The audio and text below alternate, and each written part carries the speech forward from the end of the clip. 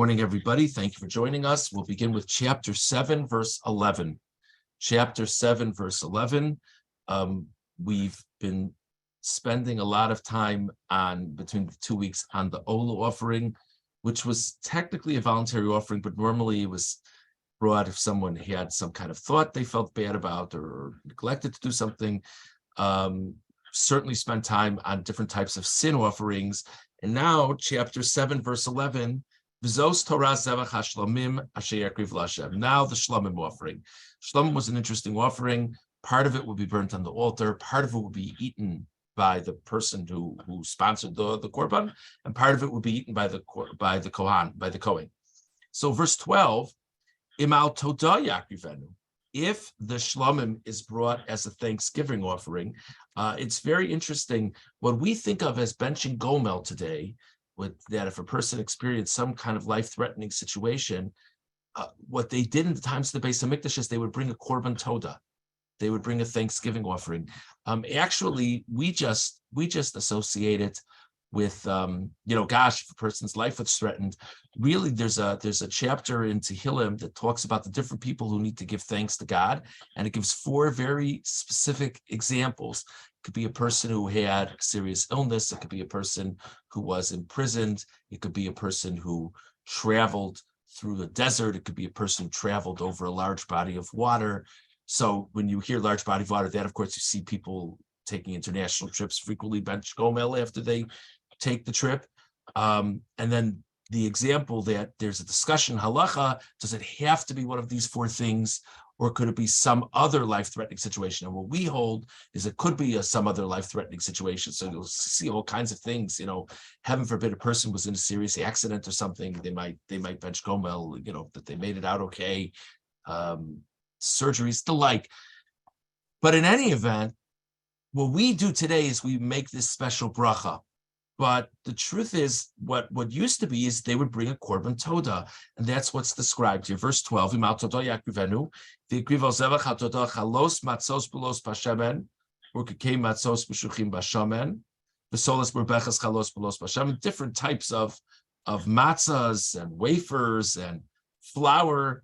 And now verse 13, al chalos lechem chametz yakriv korbano. He should bring it in conjunction with bread, which, if you remember from our discussion earlier in the week, is sort of rare that there be chametz involved with the korban todah.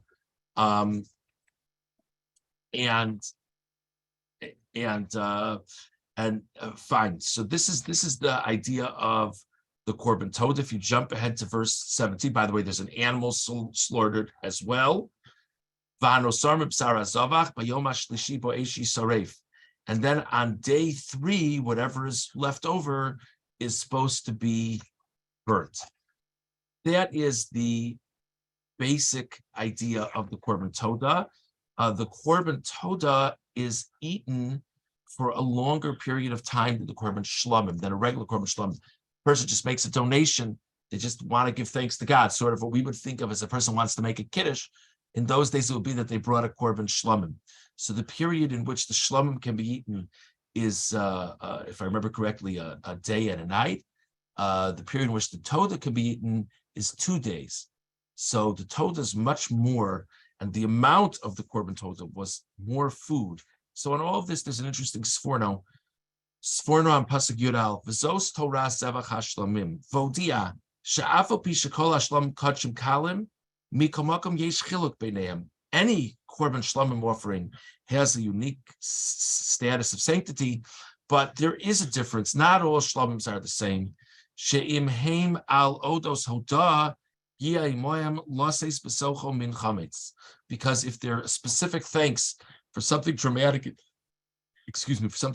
one's life, as we've been discussing, then chametz is part of the offering. Ki amnam sibas hasakana asher oleh hodah. It's a very interesting statement, which obviously we can't figure things out so easily, but he says it's distinctly possible that the reason why the person was in a life-threatening situation, remember the Thanksgiving offering is for surviving a life-threatening situation. The reason why the person was in a life-threatening situation was the Yetzer Hara. Remember we said yesterday, that chametz represents the Yetzer Hara. Mikomakom mine hamatzah rabosalav. So there's far more matzah in the Thanksgiving offering than chametz. Ubirvos halechem yisparsem. Okay, so one idea is the reason why there's chametz there is to recognize that the reason the person got into this mess in the first place was most likely they had done something wrong. Which, by the way, we definitely have that idea. If a person finds themselves in a difficult situation, it is appropriate to think about it afterwards. Could it be this was a message? Could it be that I need to better my ways in some way or another? We can never say what it is definitively, and we should certainly not say it about other people. Oh, I bet I know why they got into a car accident. It's because of da-da-da-da-da-da. That's not really the way we're supposed to be. But if heaven forbid it's us, we should think about things. That's one point. So he says that's the significance of the chametz in the Thanksgiving offering. But there's much more matzah than chametz, and the idea is because we're not supposed to be about the Yetzer Hara, we're supposed to be about all the betterment that we make of ourselves because of this. Now, there's a lot of food in this Thanksgiving offering. Ubervos halechem yisparsem hanes la'ochlim ra. The idea of having so much bread and the like is it compels the person who brought the Thanksgiving offering to invite a lot of people to share it with him. So that this compels a person to share the context of why this happened. And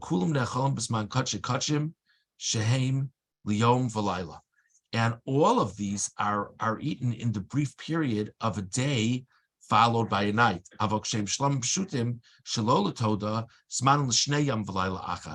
Okay, I got a little bit flipped around. The Thanksgiving offering is a shorter period than a normal shlum, 1 day and 1 night. The shlumim, the regular shlumim, is 2 days and 1 night.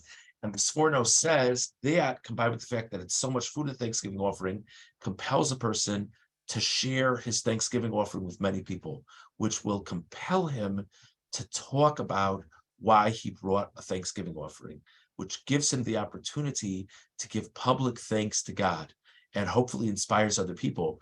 Of course, what we do today, every now and then someone does this, is what we call a sudas hodah, a meal of thanks.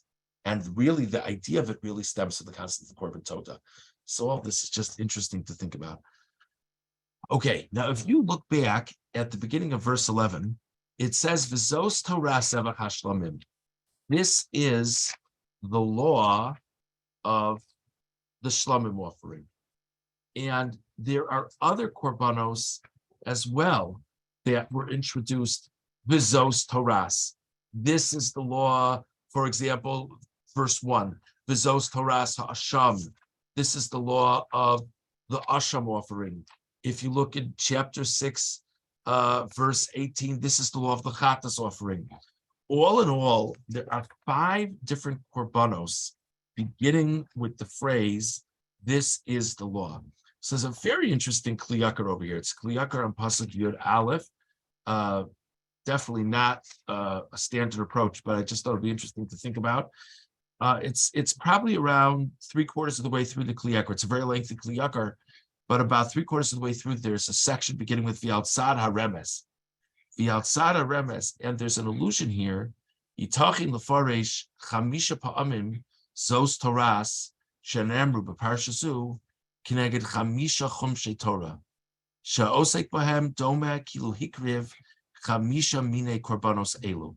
So he says maybe there's a reason why there's 5 introductions of korbanos having to do with this is the Torah, Torah meaning law, this is the law of this is the law of that, because he says maybe it alludes to the 5 books of Chumash, that if a person delves into the 5 books of Chumash, it's like he brought 5 offerings, because the offerings that introduce the Zos Toras, this is the Torah of our Olah, which is the completely burnt one, which we discussed, Mincha, which is the flour offering, Chatos and Asham, which are different types of sin offerings, Ushlamim, and the Shlam offering that's eaten by different parties, which we already mentioned earlier today. Aval Hamiluim lo hayu ki'im l'shah v'lo l'doros. The offerings brought at the dedication of the Mishkan were not regular offerings; they were specifically brought as a concept for the dedication of the Mishkan. Now, skipping about 10 lines, he wants to explain as follows. Kia osik b'sefer Bereishis. If a person studies the book of Bereishis, doma ki'ilu hikriv ola. It's like they brought an ola offering, the completely burnt offering. Vuzos Torah sola. Ki vo mavur Torah sola. Ki hevel hikriv ola mibchoros sono.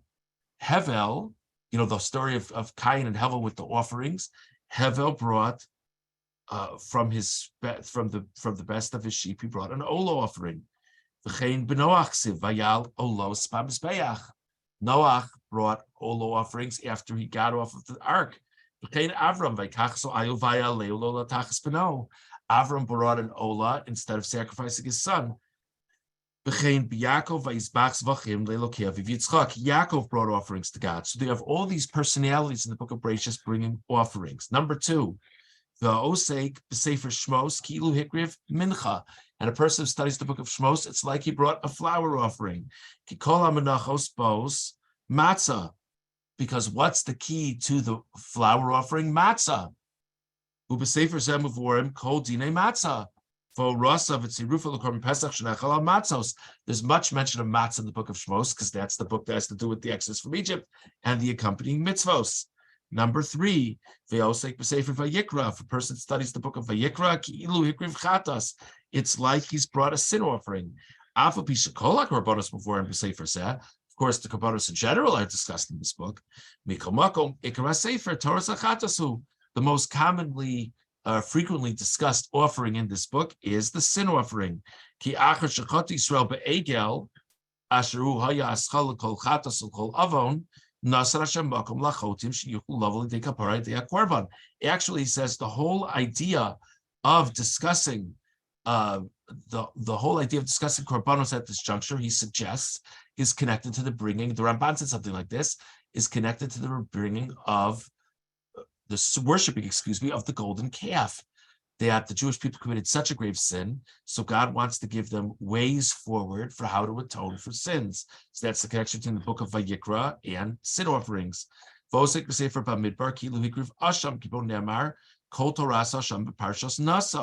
Specifically, the Korban Asham is really discussed in Parshas Naso, which is in the book of Bamidbar. Person who studies the 5th book, Dvarim, it's like he brought a shlamim offering. Talks about bringing shlamim offerings to God. The